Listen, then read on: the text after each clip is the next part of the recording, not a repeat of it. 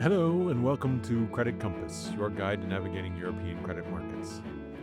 This week we look at the latest eurozone inflation report. There were no major surprises, inflation is higher, but there are some important details that may influence central bank policymakers. Next we turn to manufacturing, where PMIs continue to point to expansion.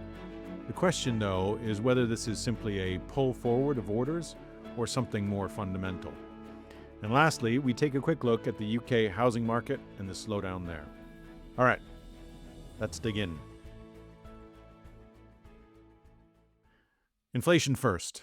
The cost of the Iran conflict is starting to feed through into the data. Euro area inflation rose to 3.2% year over year in May 2026, up from 3% in April, according to Eurostat's flash estimate.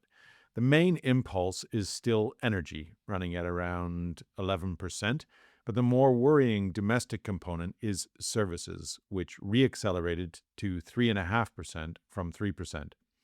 In my view, this is the main concern for policymakers, given how long it took to tame these secondary effects last time around. And that was not that long ago. Core inflation, including energy, food, alcohol, and tobacco, also rose to 2.5% from 2.2%. On a rough weighted basis, services contributed about 1.6 percentage points of the 3.2% headline rate, energy about 1 percentage point, and food, alcohol, and tobacco about 0.4 percentage points. So the inflation mix is roughly half services persistence and one-third energy shock. Eurostat's component data align with the European Commission's assessment that the recent inflation pickup is being driven by the energy shock linked to the Middle East conflict. No surprises there, with strong nominal wage growth adding second-round pressure. The worry now is that food price inflation may follow before these other increases are contained. The highest May inflation rate in Eurostat's country table was Bulgaria at 6.3%, followed by Lithuania at 5%, Greece at 5%, and Croatia at close to 5% as well. Bulgaria is the newest euro area member and was already dealing with high prices, with inflation at 6% in April. Especially large annual increases were visible across sectors including transport, recreation, culture, and restaurants and accommodation. Now, this suggests that Bulgaria's overshoot is not just about imported energy. It also reflects the broader domestic pressure as it has taken on the euro at the beginning of the year. In any case, the ECB has already signaled that its likely intention is to move in June with a rate hike. However, sustained these prices are, and how long the conflict in Iran continues to put pressure on supply, will determine future steps. For now, expectations are for another increase beyond the one expected in June before the end of the year. Now, on to manufacturing. Recent data from S&P Global Purchasing Manager Indices suggests that Euro manufacturing sector activity is one of the bright spots in the economy, with readings above 50 signaling expansion in several major economies and for the Euro area overall. So, is this a real manufacturing resurgence, or is it mainly a pull forward of orders, an AI capex story, an improved trade picture, or increased defense spending? The Eurozone manufacturing PMI stayed in expansionary territory in May at 51.6, although it declined from 52.2 in April. The output index also eased to 51.3 from 52.3. Now, before we get too downbeat, those numbers are still pointing to growth, but the composition tells us where Europe's challenges remain. New orders stagnated, export orders fell again, employment declined, and input cost inflation reached its strongest pace since May 2022. The survey also noted that the headline index was helped by longer supplier delivery times, which usually signal strong demand, but in this case appear heavily linked to disruption and shortages. That last point is key. In PMI arithmetic, longer delivery times can mechanically lift the headline index because in normal cycles, suppliers run late when factories are busy, but during a supply shock, late deliveries may reflect bottlenecks rather than strong demand.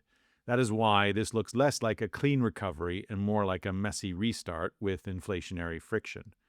Country detail reinforces that caution. Germany's PMI slipped to 50.1 in May from 51.4 in April.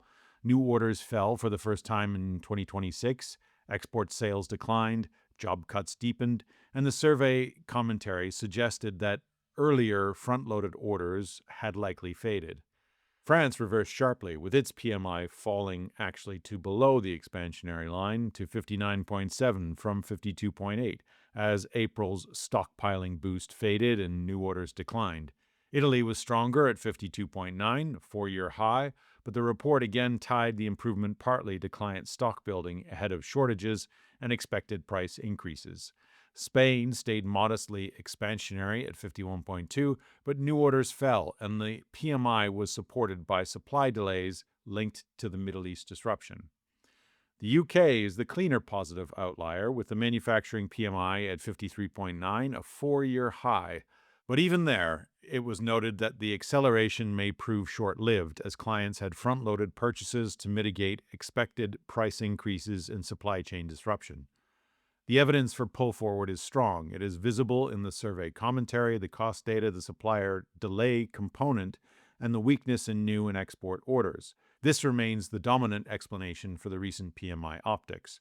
However, European manufacturing does have clear AI infrastructure beneficiaries. ASML said Q1 2026 demand was being driven by AI-related infrastructure, that chip demand was outpacing supply, and that customers were accelerating capacity expansion plans for 2026 and beyond. Schneider Electric reported a strong Q1 2026 demand from data centers and networks, including AI-ready infrastructure, with Europe growing organically and data centers leading several regional markets. Siemens reported Q2 2026 comparable orders up 18% and revenue up 6%, with management identifying AI as a growth driver across hardware, software, and services. Legrand also reported strong Q1 2026 growth, with sales supported by data centers and acquisitions in data center and energy transition businesses. Also, SoftBank recently announced plans to make France its European hub for data centers, with a €75 billion investment. There is also broader evidence that AI adoption is moving from theme to reality. Eurostat reported that 20% of EU enterprises with at least 10 employees used AI technologies in 2025, up from 13.5% in 2024 and 8% in 2023. And, as I am sure we are all feeling, that adoption has accelerated significantly in 2026. But this is not yet proof of a broad manufacturing renaissance. AI-driven demand appears concentrated in semiconductors, electrical equipment, power infrastructure, automation, cooling, cabling, data center supply chains, all of the stuff associated with AI development. These are important segments, but they do not automatically revive chemicals, basic materials, autos, consumer goods, or energy-intensive production.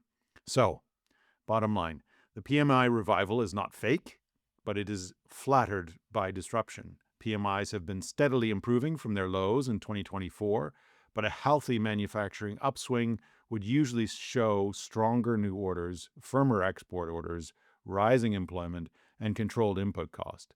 The May 2026 data doesn't really yet show strong evidence of that. Now, let's move to the UK, where one segment of the economy is being affected by rates staying higher for longer: housing. Housing data point to a mild drag on UK GDP. The economy had a decent start to the year, with real GDP up 0.6% in Q1 and services up 0.8%. But housing is unlikely to add much incremental momentum. While official house prices are flat, March transactions were down 41% year over year, and mortgage costs remain elevated.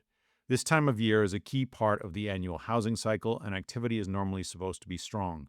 The central challenge is household cash flow. Refinancing at higher rates reduces disposable income, which can weigh on consumer spending, especially in rate-sensitive discretionary sectors. That said, the housing market is not signaling systemic stress. Arrears remain low, although the KBRA UK RMBS quarterly indices highlight that early-stage delinquencies have been trending higher. By the way, you can find them on kbra.com. They remain very low by historical standards, but they have started to move in the wrong direction. Prime post-2014 RMBS performance remains resilient, with annualized net losses still at 0%, but delinquencies are drifting higher. 30-plus day arrears rose to 1.2%, up 38 basis points year over year, which our analysts linked to borrowers remortgaging at higher rates and seasonal expense pressure. Stress is much more visible in legacy and non-prime collateral. Pre-2014 buy-to-let still has very high arrears, while pre-2014 non-conforming loans remain the weakest segment. That said, most delinquency metrics in buy-to-let and non-conforming pools are actually lower year over year, and the prime book shows no realized loss deterioration. So the macro message from this is consistent with a slow affordability drag on consumption, but not systemic housing stress. This creates a challenge for policymakers. Inflation is rising, while the risk of further pressure on the housing market and household disposable income increases if rates stay higher for longer. So, where is the market focus this week? Well, equity markets continue to shake off concerns around the Strait of Hormuz and the price of oil, although the most recent rally appears to be tapering somewhat. Equity markets are also preparing for several large IPOs, which could take some of the heat out of the current pace. We continue to see relative value in fixed income. High yields remain appealing as corporate performance stays robust and government bond yields remain elevated. However, as always, selectivity matters, particularly at a time when industry disruption is high and uncertainty is creeping higher. That is all for this week's edition of Credit Compass. Before we go, though, a quick reminder that we have several publications you may find useful. First, the Macro Pulse, a weekly short report built around one chart. It comes out after the podcast and newsletter and takes one of the themes we discussed today and brings it to life visually. Secondly, we have a monthly bearings, a monthly review looking back across the key macro and credit themes from the previous month. The latest one should be out shortly. And we also have our quarterly reports, the Forward Look, where Van and I discuss what we think matters most for the quarter ahead. You can find these and other reports on macro and credit trends by visiting kbra.com/macrocredit. Until next time, stay curious, stay informed, and stay resilient. Let Credit Compass guide your way.